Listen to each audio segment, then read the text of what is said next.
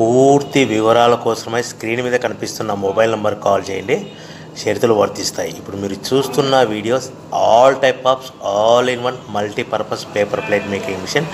ఈ మిషన్లో మనము 13 ఇంచుల బఫే ప్లేట్ కానీ 14 ఇంచుల బఫే ప్లేట్ కానీ ఎక్స్ట్రా డై కొనుక్కొని చేసుకోవచ్చు. అదేవిధంగా ఈ మిషన్లో స్నాక్స్ ప్లేట్స్, డ్రింకిల్ ప్లేట్స్ అంటే 6 ఇంచులు, 7 ఇంచులు, 8 ఇంచులు, 9 ఇంచులు టిఫిన్ ప్లేట్స్, స్నాక్స్ ప్లేట్స్ కూడా ఎక్స్ట్రా డైలు కొనుక్కొని చేసుకోవాల్సిందిగా తెలియజేస్తున్నాను.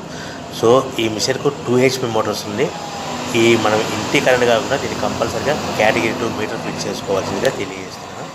సో మనము ఈ మిషన్లో బేరింగ్ డైల్ అంటే 13 ఇంచులు కానీ 14 ఇంచులు కానీ మనకు నచ్చిన డైలీ ఎక్స్ట్రా డైల్ కొనుక్కొని బఫే ప్లేట్ తయారు చేసుకోవచ్చు. అట్ ద సేమ్ టైం చిన్న చిన్న కప్పులు కూడా తయారు చేసుకోవచ్చు.